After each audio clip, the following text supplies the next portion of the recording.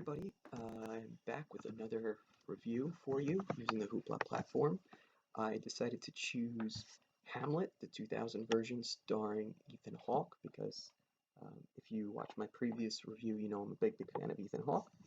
And I really happen to love contemporary adaptations of Shakespeare movies.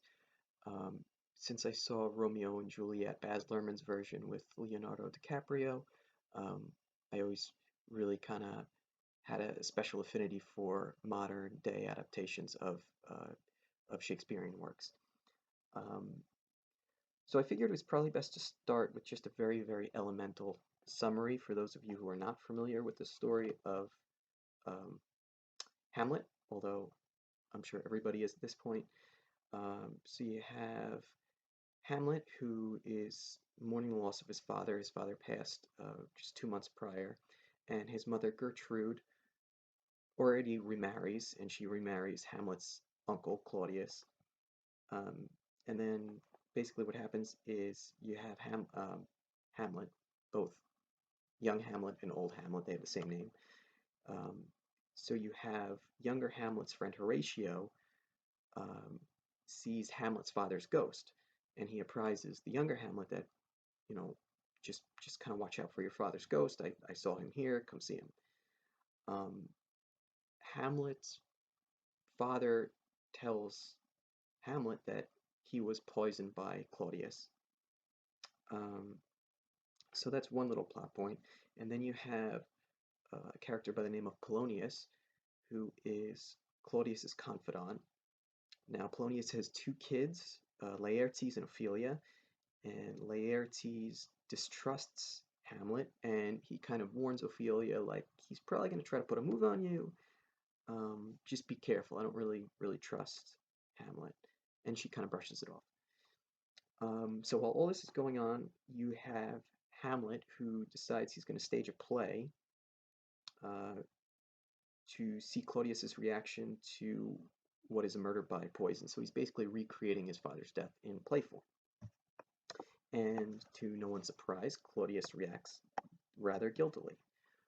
So later on in the play, and in the movie too, because really these events kind of mirror each other, Hamlet confronts his mother, and he's kind of rough with her. And his mother Gertrude was actually just previously having a conversation with Polonius. So Polonius kind of cries out for help.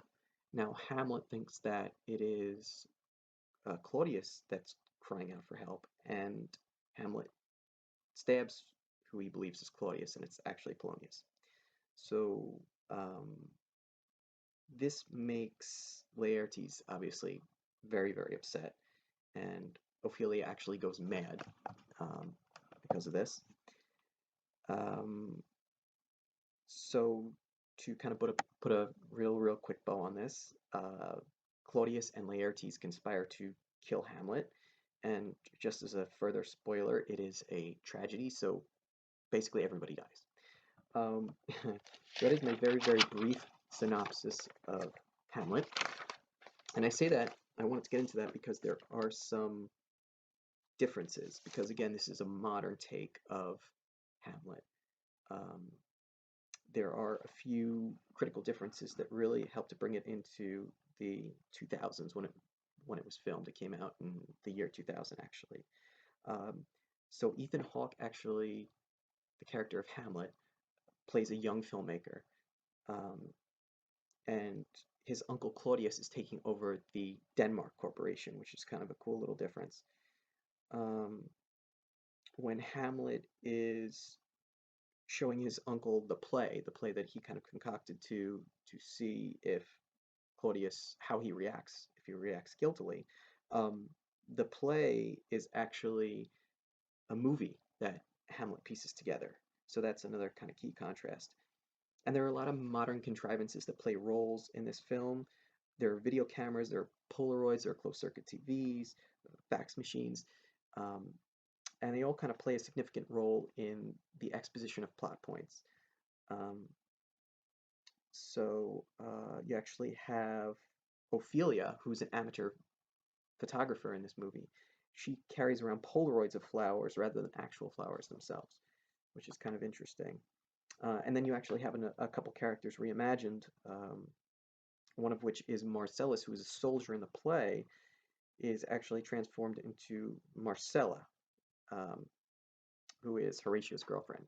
So there's a few kind of artistic reimaginings that kind of work out well.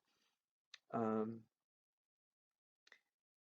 as far as the cast goes, so everything up to this point, I should say, I kind of liked and I found intriguing. Um, and you have a good cast on paper. That's why I'm just kind of looking over my notes, see where I'm going next here. So Laertes is played by Liev Schreiber, and then you have Bill Murray, who plays Polonius, and Ophelia is Julia Stiles, and Ethan Hawke is Hamlet. So that's um, primarily the main cast here. Um,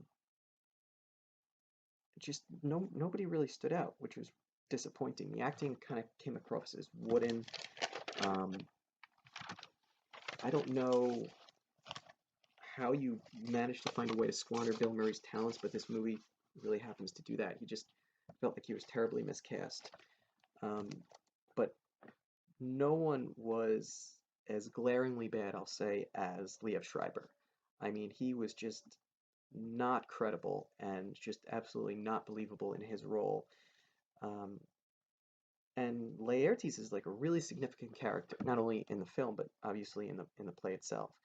And I just did not buy him as an antagonist, and he's kind of a character that is motivated by anger and by retribution, desire to inflict harm on Ethan Hawke's character, and it was just not good, really not good, to the point where it kind of you kind of lose your focus a little bit on some of the scenes that Laertes is in, just because he just feels so incredibly miscast and so incredibly out of place. So um, that that wasn't so good. The acting, no one really stood out. Ethan Hawke was good, and again, trying to maintain objectivity here, he was just nothing, uh, nothing too special. So acting wasn't great, um, but I do really like the modernization, and I like the concept surrounding kind of bringing this story that is centuries and centuries old into what is modern day New York City. The only thing I kind of would have appreciated more is if they had found a way to incorporate some other landmarks into the film. For instance, you see a little bit of a glimpse of Times Square in the beginning. You see the Guggenheim. There's a significant scene that takes place in the Guggenheim. Um, but this is like a really expansive and iconic setting, and it just wasn't really utilized to its full potential. The majority of the film takes place in, um, you know, individual characters' residences, and so it just would have been nice to see more of New York City. But again, there were probably a lot of budgetary constraints. I don't get the impression that this was really a high budget movie, so they probably chose wisely to allocate their money to certain settings. And but it would have been nice to see the Twin Towers or um, the Statue of Liberty. I don't know, just some other iconic New York City setting. Um, yeah, I also have here, I kind of critiqued Julia Stiles' performance a little bit. I don't think she was all that great, too. And I specifically kind of singled her out because I remember years ago there is an adaptation of Othello called O, which she is in. And I remember her being pretty good in that. Um, so that was kind of disappointing to see that the cast just really, they didn't mesh well together, I guess you could say. Um, but again, it is faithful to the not only the dialogue, but it's faithful to the actual play itself. I mean, there really aren't many alterations. It does seem that there is kind of a little bit they truncated the dialogue in areas because this is a 1 hour and 48 minute movie or 1 hour and 58 something minute movie, so they had to, I guess, in order to get into the time constraints of being under 2 hours, they wanted to kind of chop off what they deemed superfluous material. So there is some lopping off of dialogue. Um, there are certain characters that exist in the play that don't really show up in the film itself, or they show up in ways that are quite different from how they're actually portrayed in the play itself. Um, so those are my thoughts. I liked it for the most part, aside from the acting, if you can get past that. Um, I really am a sucker for these modern adaptations of Shakespeare. So yeah, I don't know. I give it a 6 out of 10, I guess, and I would say give it a shot. It's worth your time if you can get past the kind of bad acting. But um, anyway, that's all I have for you for this week. I hope you're all doing well and staying safe, and I will be speaking to you soon, hopefully. Thank you.